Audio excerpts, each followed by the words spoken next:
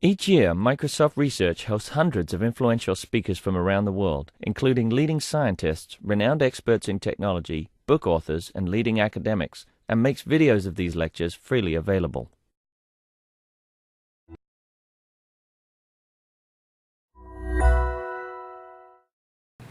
So thanks for coming. I'm Rob Fotland in Microsoft Research Connections, and I'm here to introduce Dan Halprin, who has formerly been here as an intern in the NRG group with Victor Ball, doing wireless networking in data centers, and is now at University of Washington eScience Institute.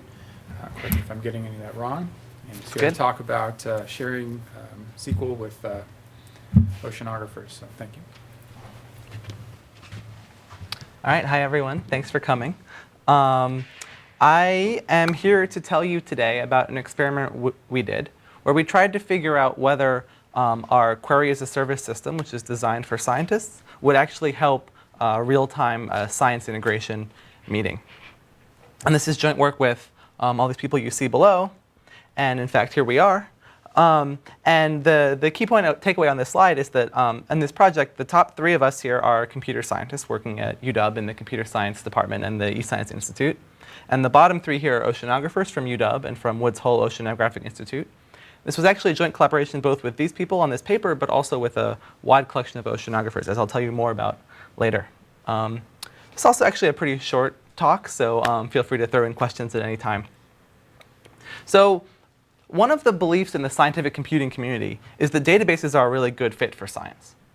And one of the reasons is that there's a real flexibility and power to the relational model, so the standard language of databases, right? Joining data together, filtering it, and other kinds of data processing very well fit into this abstraction. And declarative languages are great because they're fairly straightforward, almost English-like languages in which you express what you want without worrying so much about how you get it. On the other hand, it turns out that people really aren't using databases that much in science. Now, there are a few existing successes, and there are some pretty dramatic ones, like the Sloan Digital Sky Survey, which was a project that came out of Microsoft Research, Jim Gray, things like that. But they're really high touch. So if you need someone like Jim Gray plus a few other people to take a few years of their time to build something, you're really doing it wrong, right? That's not going to scale. So there's a lot of people working on sort of both existing solutions and new solutions that are tailored for sort of database technology for scientists. But if we really want to claim we're making an impact, we need some more field studies of our work, right? We can't just throw them over the wall, write a paper, and say, look, we have this cool new thing. So this is one of the challenges we're tackling with our existing work doing query-as-a-service for scientists. That's what I'll tell you about in this talk. So imagine I said to you, a bunch of scientists are going to come together at a data synthesis workshop. And what they're going to want to do is they're going to want to do real-time collaborative analytics. So they're going to be coming together from different labs, each one bringing their own data. Say I processed some data about how much iron there is in the water, you analyzed what nutrients there were, and we want to see if we can learn things by putting our heads together. And so what they're going to be doing is they're going to be in this, they're in this room for a short period of time. They're going to be generating questions. They're going to be integrating their separate data sets together. And they're going to be trying to analyze and visualize the results on all of this on the fly.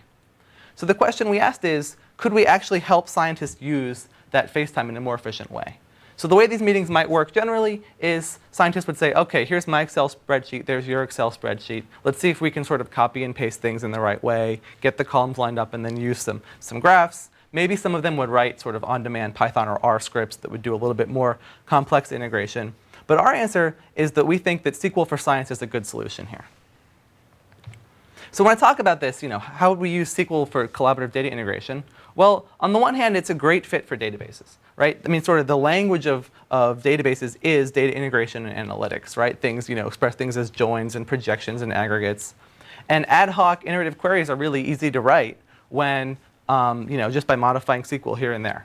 So for instance, you can refer to columns by their names instead of, say, in Python, where you might have to do some line dot split and then index on the column and things that really make you unhappy. At the same time, for scientific data, this is a terrible idea. Because most data is generated in lab notebooks, right? Which means it doesn't have this sort of well-engineered schema. And if you take a database class or you go work in enterprise databases, that's databases 101. The first thing you do is you work out the schema for your system, what keys you need, what indexes you need, so on and so forth. And scientific data just does not have that property. So there's tons of different formats of data, and there's absolutely no schema. So this is not a talk about SQL Share, but I'm going to tell you a bit about this service we built called SQL Share and how it works. And so what you do is scientists, for the most part, upload their data as is. So we have a SQL Azure database running here at Microsoft. We have also some Amazon front ends for REST interfaces and an Azure cloud deployment that helps sort of mediate like a REST server and things like that for the database. And the way you get your data into the system is you just take your CSV or your Excel spreadsheet and you essentially drag it onto the website. And the website will go, OK, this thing looks like it has rows and columns. I'm going to guess what the column separators are. If you have them in the first row, I'll extract the column names. If not, I'll call them column 1, 2, 3. And I'm going to sort of automatically infer what the types are. Are these numbers default to strings if we don't know what's going on? And the key is that all you have to do is drag your CSV in. Right? You don't have to care about the schema. You don't have to do any DDL saying, like, here is the table we're going to create. Once you get these data sets in, you can now create queries in SQL Share by writing SQL views. So you're in a web browser, you're online, you can say, select this column out of that data set, or filter rows where the salinity is not negative, which means essentially not a number. So you can CSV and Excel spreadsheets? Essentially anything rows and columns, and we have custom importers for lots of other formats. It turns out, though, that things like even BLAST databases are rows and columns, if you want them to be. Now, this also means, or FASTA files are rows and columns if you want them to be, or GFF files. NetCDF? Sorry? Did NetCDF enter this conversation? I'm pretty sure we have a NetCDF importer, although I haven't worked with that specifically. Okay, just curious. Yeah. But so, and one of the goals here, right, is that you're expressing computation here only as views. So you're writing declarative SQL statements, and you're writing later data processing is done by writing a new view on top of the old view. So you get views on views on views all the way up to the top, and you get sort of derived results. And then once you've sort of processed your data in some way that you like, well, then you can export the data. So you can do things like you can just share it publicly on the web. So our service will just say, here's the data set, You can share it with your collaborators. So that picture up there is of Francois Ribolet, our collaborator at UW. And then also there's a REST API for doing mashups on the web. And so in this experiment, our hypothesis was that SQL-as-a-Service would enable better real-time collaborative data analysis. In particular, because when someone said, oh, I want to join this data and that data, or oh, can you filter out the outliers? Well, those things are easy to express in SQL. Not only that, but we thought that the service part would be very important because the webness of this and the fact that you can access it from any browser and that you don't need to install any infrastructure to get this up and going is a key enabler of that interactivity. And so what we did is a field test with Oceanographers. And so obviously the primary goal here is to make this data integration meeting go really well. But the secondary goal is to learn, what can we take away from how you should be doing data-enabled collaborative analysis in general? So, can we create a replicable procedure for a data-enabled meeting? So here's the setup we did. In May 2012, there was a research cruise in the Northeast Pacific Ocean. So that ship there is the RV Thompson, Research Vessel Thompson. And 40 scientists from 33 labs at 20 institutions spread across the US, all inside the US, I think, in 2 different oceanographic disciplines, came together to take their data on this boat. And so there are a whole bunch of different types of oceanographers in here. They self-divide into 2 camps. The one group people called molecular ecologists that do things with DNA and protein sequences and all kinds of genomic-like things. And also geochemists who are studying the chemistry and physics of the ocean. So how much iron is there, how much salinity is there, and things like that. And after the cruise, everyone took their own data home to their own lab and they processed the samples and did some preliminary analysis. So they could say, OK, here's a CSV file saying when I was at this station at this depth, this is how much iron I saw, things like that. Or at this station at this depth, these are all the protein sequences I saw in various abundances. And then in February 2013, so earlier this year, we all got together at UW's Friday Harbor lab to try and synthesize this data, so to put their heads together and see what they could learn. And 2 of us, 2 computer scientists that were just getting familiar with SQL and SQL Share, attended as what we called Sequelstenographers. So our goal was to sort of listen to the conversation. Whenever someone would say, well, I wonder if this data and that data are related, we would go find the data sets, we'd write SQL queries to integrate them, and then we'd use our REST interface and other tools we'd built to actually go visualize that data, or maybe even export it for domain-specific analysis. And the goal there was really to see, is SQL Share a good fit for this type of thing? Can I ask you a question? Yeah. When you were doing that, what was the typical latency time? between somebody raising a question and you starting to touch the keys and answer quickly? Yeah, so we'll get there. It's pretty high variance. So depending on how familiar we were with the data and how much the question was like something we'd already answered, it was either really easy or really hard. And I'll explain more about that later in the talk. So in general, what I'm going to tell you in the rest of this talk is sort of the 3 phases we went through. So obviously, for me, I'm a computer scientist. I know nothing about oceanography at all. And I'm handed a pile of spreadsheets and told next Monday we're going to be asking you questions about this stuff. So what did we do before the workshop to prepare for this meeting? How did we go at the workshop? And then from this whole process, what did we learn? So of course, the steps before the workshop, I think, are pretty straightforward, at least at a high level. What do? Well, you collect all the data from the scientists, and you load it into SQL Share. And that's its own kind of fun process of getting different CSVs and figuring out how to load them, figuring out what little things you need to debug in them. The other thing we did ahead of time is collect sort of what you call the 20 questions here. So you ask scientists ahead of time, what are questions you think you'd want to ask at the meeting? Just to get a representative sample of the kinds of things they want to ask. And then we spent the weekend taking those questions and trying to figure out, OK, how can I turn some science jargon here into something I understand? How can I take the things I've extracted and figure out which data sets that data is actually embedded in? Because the data sets all come in with science-provided names, sometimes little annotation, things like that. And then how can I connect these data sets together, and how can I answer that question? So the data collection was an oceanographic research cruise along what's called Line P. This is a sort of a standard transect that oceanographic data is collected on. So there's tons and tons of data there, and you can see there are 8 stations, P1 through P8, and we stopped at all of them except for P7. And they collected 3 types of data on this cruise. So there's underway data, which is data you take continuously while the ship is in motion. So it's usually surface data, because you can't lower instruments while you're in motion, really, and control the depth at least. So it's things like, at the surface, how much chlorophyll is there? What's the temperature? What's the salinity? How does the atmosphere look like? There's a lot of sample data.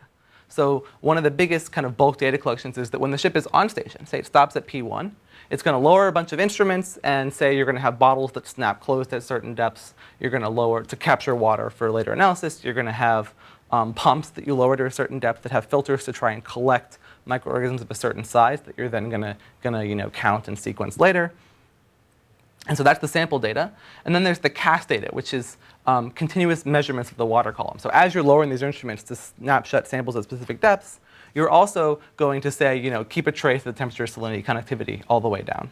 And so you sort of have these 3 different types of data.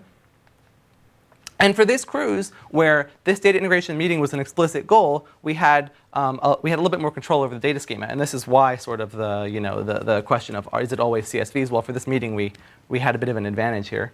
And so for oceanographic data in general, latitude, longitude, depth, and time form a natural key, right? It's essentially like where you are and when you are. And so the location, either the station is sort of mapped to latitude, longitude, and if you're at the surface, your depth is 0. But for the most part, it's very simple. And Francois, our collaborator, who had some experience with SQL Share, developed this template on his own. We didn't have input into this, and sent this out saying, please just put your data in. And so you can see on the left we have these key columns, and there are some redundancies in them, and there are some sort of surrogate keys that map to the whole key. And then the idea was the scientists would go and insert their own data on the right. Now this is some organization, but what it doesn't solve is any of the integration and cleaning problems. So for instance, underway data, here's what it might look like. So you have columns like date, time, latitude, longitude, temperature, air temperature, conductivity, salinity. So you can see lots of variables along these samples. And then we also have some external data sets. So for instance, this one here is a bathymetry data set, which means just what's the depth of the ocean floor at each point. So this came off some website. And we have some data sets about things like protein sequences. So we found a protein, it has this function, 2 out of 5, so still like 40% of the annotation seemed related to this function and 40% to that other function, things like that. So looking at what kinds of proteins we see, there's a lot of things like instrument calibration. So these kind of single row tables that say, oh, well, when I calibrated my, my oxygen measurements, these are the fit I found. And so that's sort of relevant later. So in some sense, what we're trying to do is we're trying to capture a lot of the data you would see in your lab notebook, in your sensors, in your spreadsheets, and put it into the database. And so you might ask, sort of like, how do these data sets look? Well, we ended up with 47 of them. And these two graphs here show the amount of data in terms of the number of columns, so data points, and the number of rows, data points, and the number of columns, sort of features measured. And so you can see on the left side, which you should note is a log scale, almost all the data sets have fewer than 1,000 rows, so not that many data points per table. The biggest have 10 million rows, and these are things like protein function databases or protein sequence data. And in terms of the number of columns, the number of variables you measure, most of the data sets have sort of between 10 to 20 variables or fewer. And the most data set has 69 columns. And so here they're measuring all kinds of variables. And then some of these columns also include things like error estimates. But one of the key takeaways here is that for experiments like this, when you hear big data, you think of the 3 V's, variety, volume, and velocity, right? And here it's not really high velocity, it's not really high volume, it's mostly high variety. Just tons of different kinds of data are being put together. So, you get the data, and then you got to get the questions too. And so some of the questions we got ahead of time were things like, what is the relationship between virus concentration and temperature? Or when iron concentration is below some amount, some concentration here, how many iron-related proteins are detected? And that's going to be based on protein annotations. And so we spent the weekend trying to manually translate these into SQL, identifying the data sets we needed. The last thing we built ahead of the workshop is a bunch of tools for online visualization and export. So in particular, Sage is just a Python sort of plotting library. So we set up a little REST connector for Python that would connect to SQL Share and let you say, give me this table, give me these 2 columns, and throw it on the screen. It's very simple, but it was actually pretty powerful because once we integrated some data, we could just go plug the table and name in over here and say, oh, here's a graph of salinity versus conductivity. So you can see there's no design on this, right? It's just sort of like the ugliest possible, simplest graph you could see. But you get a really nice plot that is useful for sort of answering question online. And then the other thing we did is build an adapter for Ocean Data View, or ODV. And this is a domain-specific tool that oceanographers use all the time. So you load essentially your spreadsheet in, and then it starts letting you make plots like this. So on the right here, you see a map. It's a depth chart. So on the x-axis, you have the latitude. So as we're going west on the cruise. On the y-axis, you have the depth of the instrument. Each yellow dot there is a sample point. So it's one of those. This is CTD data, so it's it's along the water column, continuously sampled. And I believe what we're plotting is fluorescence. And so ODV automatically sort of interpolates these colors, saying like, here are interesting fluorescent patterns in the top 150 meters of the water column. Are those your PUs? Sorry? Are the vertical yellow data sets your Ps then? Your station, your stopping? Yeah, exactly. So that's P1 through P8 with P7 missing. I think at least. Maybe there's one station off to the right that's not there. But exactly. And one of the cool things about this, even right away we started seeing, is that in ODV, actually format conversion is pretty much just a query. So Ocean Data View takes tabular data, but then usually when you import the data, what you have to do is you have to sort of say manually, like this column is latitude, this column is longitude, this column is temperature, because whatever name you used in your data set is actually, is not automatically detected. So it turns out you can build some simple tools if you have this web service that say, go get me the column names, let's introspect on them. Let's see, oh, this one looks like it's latitude, and let's permute the columns and rename them to the thing that ODV will recognize. And so, of course, you can automatically sort of permute and rename things, handle bad values, and get some file that will gracefully load into ODV. So we answered those questions, and we plotted some things. What did we do at the workshop? So we'd get some question like this, and we'd say, OK, we want to visualize the ratio of iron to nitrate concentration. So it's this ratio FeNO3. And so we'd say, OK, well, how are we going to go find the data at all? So this is the screen that shows you in SQL Share. This is all your data sets. And you can see that they have names, they have text descriptions, and they have tags. And sort of how well these are populated depends on who's using it and what they've done. We're working on automated systems to do better. So one of the first ways you might find data is you might do a keyword search. Say, show me the data sets that have iron as a keyword. You might also look at these text descriptions in English. And you might look at the data set names themselves. And so once you find the right data, then you join the data sets together. And so this here is actually sort of the straightforward SQL code to join the 2 tables on station and depth. So we have one table here called nitrate isotope data, another table here called iron concentration joined with iron-related proteins. And we're writing SQL here that says, give me these columns out, join the tables, and make sure the stations match, and they are at the same depth. And we didn't get an NA for the nitrate data, right? And so you get some sort of data like this, and you can preview the results. And by getting this live preview, authoring the SQL there and getting this live preview, you can, of course, iterate this, right? You can actually debug your queries and see what happens and do this in real time. And so once we did that, as I mentioned, we would then connect this up to our Sage visualization engine. And so you can see here on the right, this is the Python code. And for the most part, all it's doing is loading our little SQL share connector and then saying, here's the table name and columns, and let's go plot it. And what was cool about this is, since we had this little Python script here, we can sort of, in a very online, real-time manner, we can say, oh, another column has error bars. Let's just plot error bars on the sides of them. And so here, this is, so total amount of iron with error bars against depth at the different stations. And then, of course, in ODV, you can make these visualizations like this, just sort of very naturally using these domain-specific tools. And this is one of those graphs that was one of the major results from this conference, and so from this meeting. And so what's happening here is that we're plotting the amount of zinc in the water against the amount of cobalt. And you see this nice sort of anti-correlated trend, inverse linear trend here. But then these points down here at the bottom left are really interesting. And so what the people who know the metals data said is, well, these organisms in their internal processes, they really prefer to use zinc. However, if there's not very much zinc, if we're in zinc starvation, then they might actually substitute cobalt in for zinc. And so maybe that's what's happening down here in these points where when you see when zinc is low, cobalt goes really low. Maybe that's what's happening. And we need to go investigate this further. In particular, we need to go look at the protein sequence data at those points, which unfortunately was not ready at the time of the meeting. So in general, in the process of answering these questions, however, you have to do a bunch of debugging and repair tasks. So when you find two tables that have the data you want, well, you go, wait a minute, they don't join. Why is that? Maybe it's because the units are wrong, right? One person used degrees in one format, one person used degrees in another.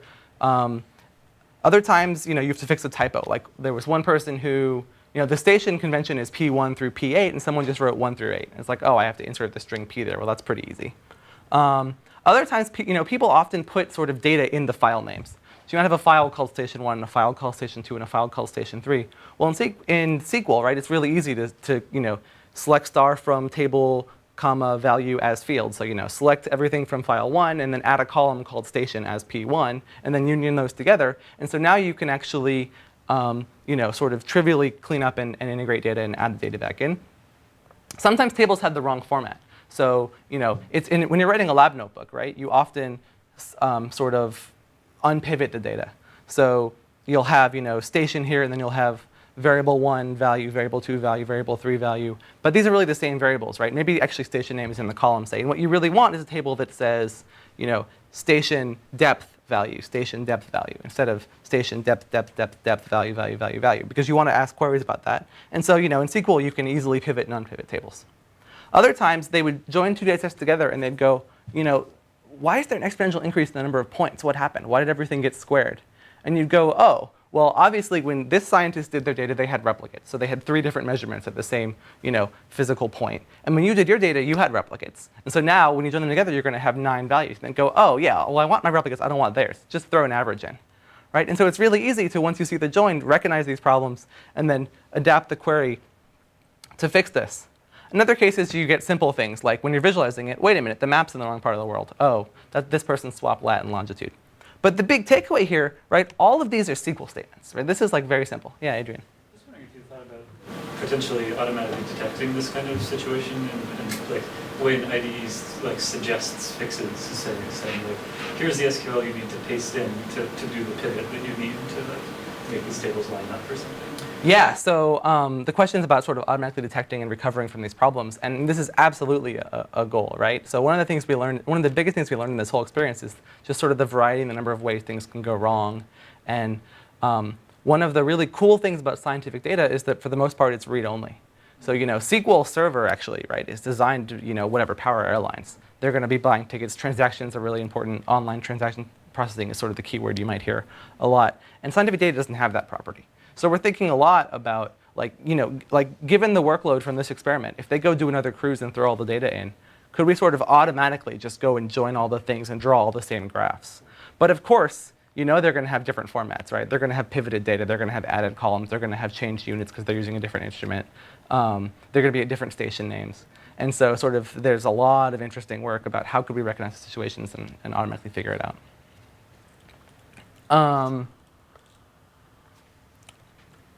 And so, that leads me right into sort of the last part of my talk, which is what did we learn from doing this whole experience? So a bunch of things went right. So one of them was, we were really able to answer most queries. And when we weren't, it was because sort of the question was crazy, and I'll explain that in a minute, or because the data just wasn't there yet. We sort of, the protein sequence data is pretty hard to actually get going, from what I understand. On top of that, the queries really were fast enough with no tuning. So as I mentioned earlier, the datasets were actually pretty small. And variety was the challenge. And so, for instance, right, 95% of the SQL queries we issued finished within 1 second, and they all finished within 10 seconds. So we weren't waiting around the database itself that much. And finally, the conclusion from the scientists is that this was really super useful. So the interactive hypothesis generation and testing, like, hey, I wonder if we plot viruses versus bacteria, will we see a correlation? And, oh, I have this cool way of measuring certain populations. Can we see if those are a huge fraction of the viruses we see? Well, no, not really. So we could do this very interactively. We could also do interactive quality control of the data, right? So that sort of online inspecting the viz or the previewing the results lets you right away realize where things are going wrong.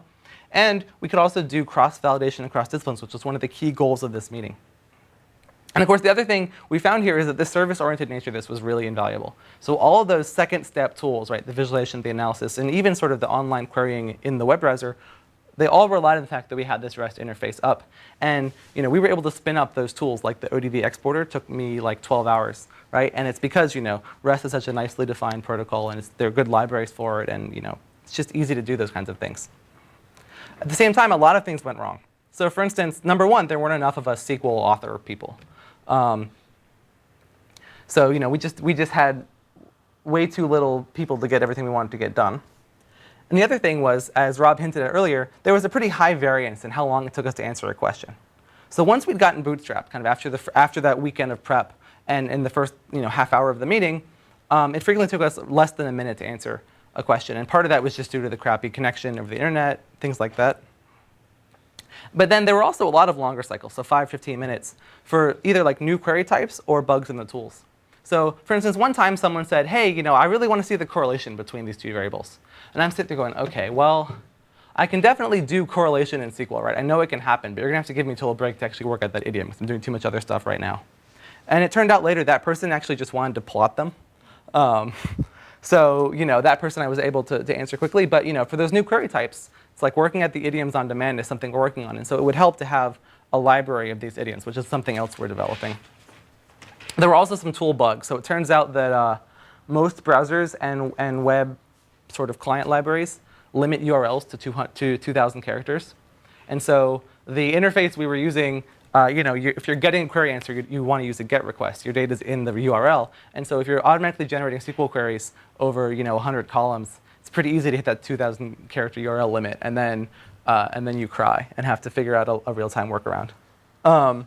And the biggest thing here is we uncovered a new research agenda. So in general, right, and this has been hinted at on some past slides, right, scientists should really be authoring queries, right? We shouldn't have to go to these meetings. And so some things this has led us to is a bunch of education and training resources. So we have a GitHub project open on SQL Share, and we have a bunch of labs, mostly the Roberts lab at UW, who actually are using SQL Share on a daily basis. And whenever they have a question, hey, I'm getting this weird error, they actually create a new issue on GitHub that then gets mailed to me. And I go in there and I go, oh, here's sort of what's going on, trying to explain what's going on. And then we take all those issues and we turn them back into wiki pages where they had built up a library of, here's the SQL view that turns a GFF file into a FASTA file. And I may be getting those two things wrong, but roughly it's like permute the columns and add 1, because one's 0 next and one's 1 indexed. Or so they have a whole bunch of common domain-specific tasks for their genomics work that the wiki is getting populated with these idioms, and they're getting really good at copying and pasting and adapting the queries. And we're trying to convey the debugging, but we have a lot of other ideas about how to do better education. Also things like sort of GUI-like authoring tools, where you say, I want to join this data set and that data set, and instead of giving you a SQL prompt, we sort of help you do it with some more visualized way. And then getting to where Adrian mentioned, right, using sort of a query autocomplete. So we have some preliminary studies that say, imagine we've seen scientists query this corpus for a lot, right?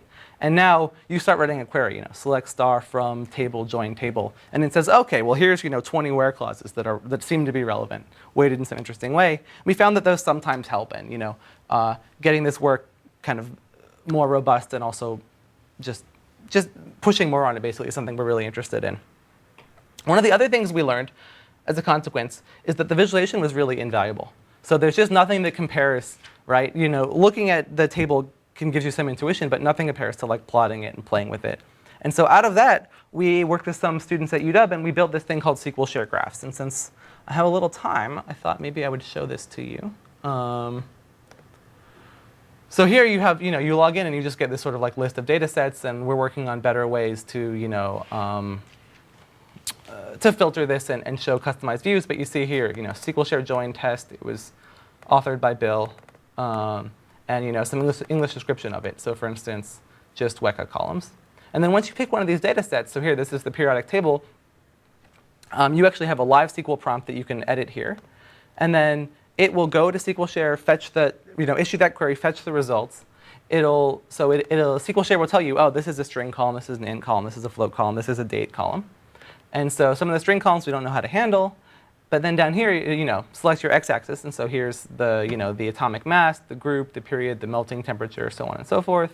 And so maybe, you plot the atomic mass against the Kelvin boiling, and then you hit generate, and you get this plot down here. And so now we have all these, various elements using their atomic number against their Kelvin boiling point, right? So this is the kind of thing where, we have now a much better way to do visualization given a query than we did with that ugly sort of Python Sage interface that has become really valuable.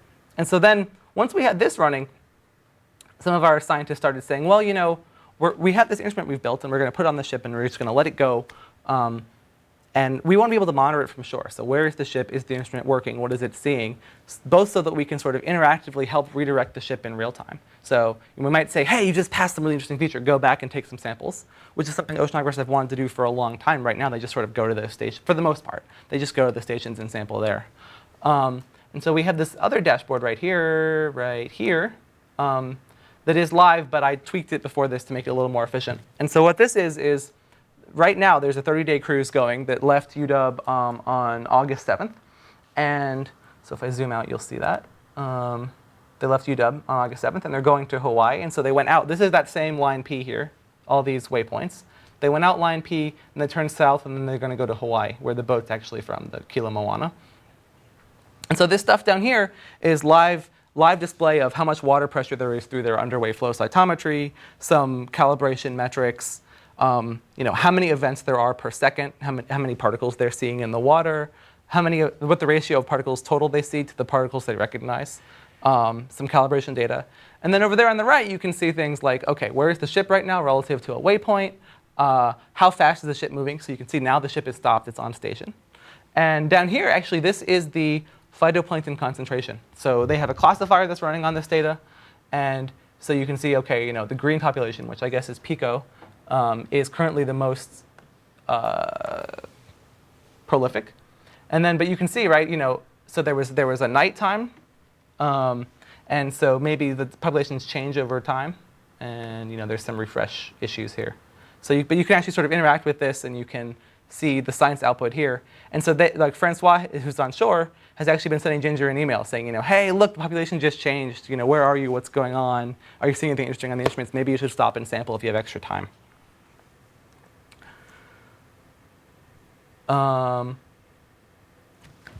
So that's something that really came out of this. And then, of course, the other thing we're getting at is, like I mentioned earlier, developing these idioms for awkward SQL.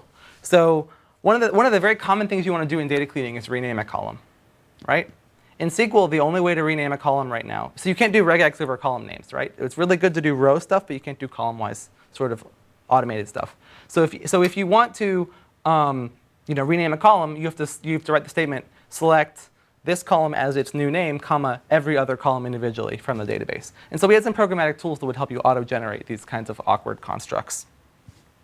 But actually making, sort of developing a new front-end language where you can do some, stick-in idioms for replacements. Like, it would be easy to have a rename function that took a table name and a column name, things like that, where it would sort of automatically get string substituted on the back end for the query you actually wanted to issue. And then, of course, the biggest thing we need is more controlled experiments. So we did this, and we said, hey, it worked well. But what we really want is some, sort of real like HCI experiments where we get people in a room and we say, can you do things you couldn't do before? Are you more efficient this way? So on and so forth. So this concludes my talk. I guess the big takeaway here is that our experiment, right? How does SQL as-a-Service help real-time data integration? That was a success. So there were 40 scientists from 30 labs and 20 institutions bringing their data together, and it actually worked really well. And we found that both of these components were important. So the SQL was important because it expresses all of the data management, integration, cleaning, sort of understanding, adapting tasks we needed. And the service was important because it was the key enabler of the interactivity. So the web browser lets you automatically sort of visualize and debug things, and then visualize in a tabular way. And then all of the mashups were really important for getting the scientists to download data into R, to download data into MATLAB, to download data into ODV, and to also sort of just live plot things out there. And that because of this, we could do sort of rapid fire hypothesis generation and testing, at least visually, quality control, cross-validation. And then, of course, in the talk, I didn't cover nearly a fraction of what we actually learned, but we really did uncover a lot of new research challenges for the SQL for Science agenda. So this concludes my talk. Thanks for coming. Take any questions you have. So do we have any questions before we let Dan go? Yeah, so I was just thinking that, so bugs exist, and suppose, you're thinking about gradually taking away the computer scientists and just letting the scientists handle it. So what happens when scientists think they're seeing something interesting, whereas it's actually due to a bug in the code? So there are a couple things. So one is, this is a big problem. It's already happening in science today, right? Except that in science today, it's sort of manual mucking around with Excel spreadsheets and potentially Python scripts where you have sort of this hodgepodge of data and computation, and it's not necessarily clear provenance and things like that. So one of the cool things about SQL Share, and perhaps this didn't come across as clear as it could have in the talk, is that literally when everything is a view, you have really crisply documented provenance of all of the data. So what I mean by that is this file here, sds.tab, this is the raw data. And then up here, I have this, so you can see, right? This is essentially select star from the raw file, table, sds.tab. And this is because whatever input data you give us, we sort of wrap it in this actual table. And then even this view here, SDS, is a view over the raw data. But then later, I have this is the view of the event rate, which is one of the plots on that display. And so you can see here, right? It's, OK, give me the 500 most recent points from, give me the distinct date and event rate divided by 1,000 as 1,000 events per second from this SDS view table. And so I'm getting the top 500 points, ordering them by date, time, descending, and then that's what we actually go plot in that web page. And so if you want to update the web page, you update this view. But again, right? So when I say, hey, this is a pointer to that data set that we used, you can actually then go and look at, well, what's in the SDS view. So I think if I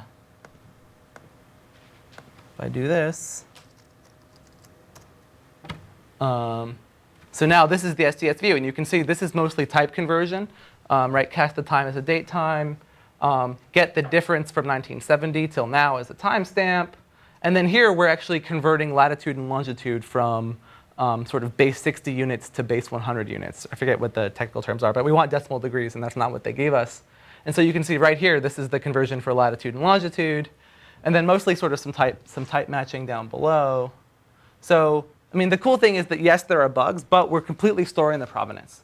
And if you go update the view, you say, oh, I found a bug, I'm going to change it. The next time someone pulls the data, because the data is sort of recomputed automatically whenever you pull it by nature of view-oriented database processing, everyone gets the freshest copy of the data all the time.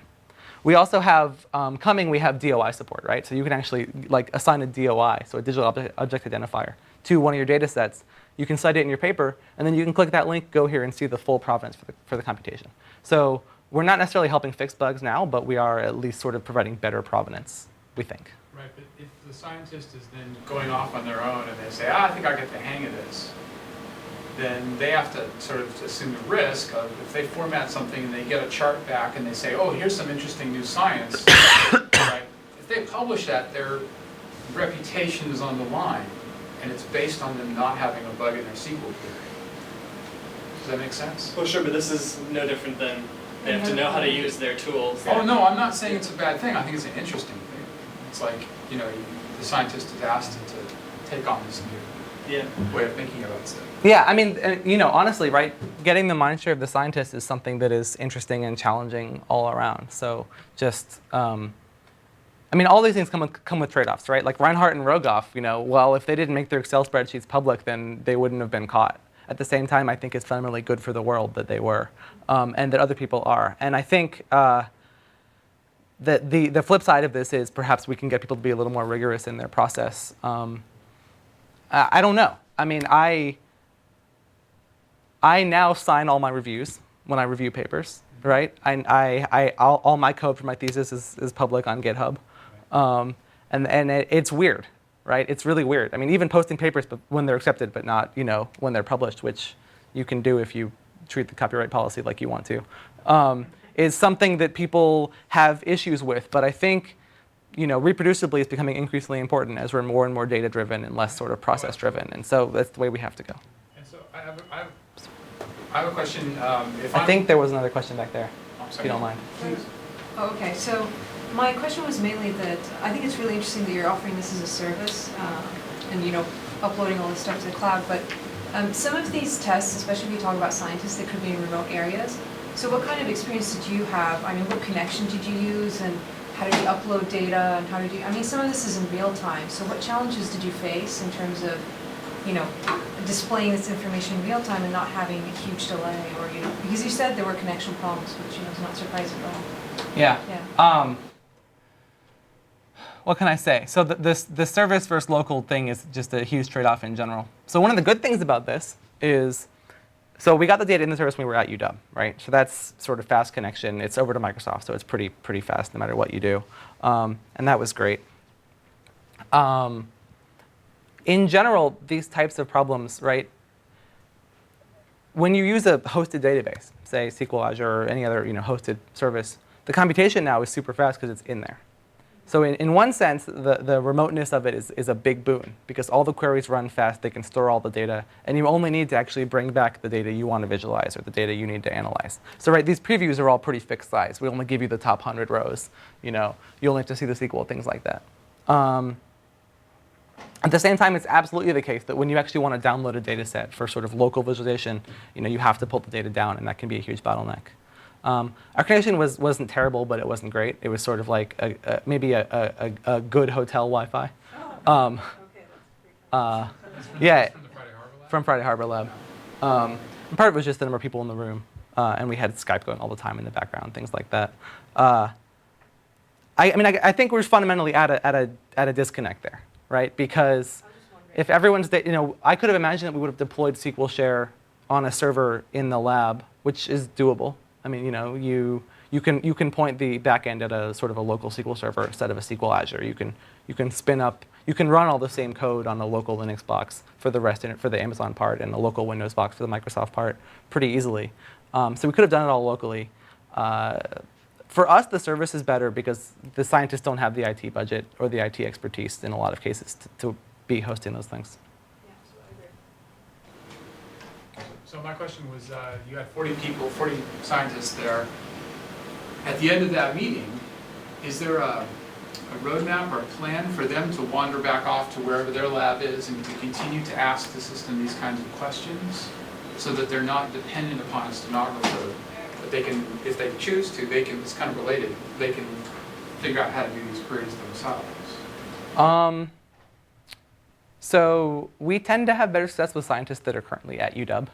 So the UW people are doing this, right? We are sort of getting, I mean, the answer is most of them haven't, right? Most of them haven't used the system much since the meeting. Right. The ones that have did things like they use the system only to integrate data sets, and then they pull it down and do the rest of it in ODV locally. Yeah. And sometimes they even ask, they say, hey, can you add in this data set, or can you edit the view to update to the new version of my data set? Right. And so they're really not using this. So there's that phase transition to where the scientist is no longer requiring a computer science person. Until that happens, we have a job. But that's an interesting question too, is how do you cross that?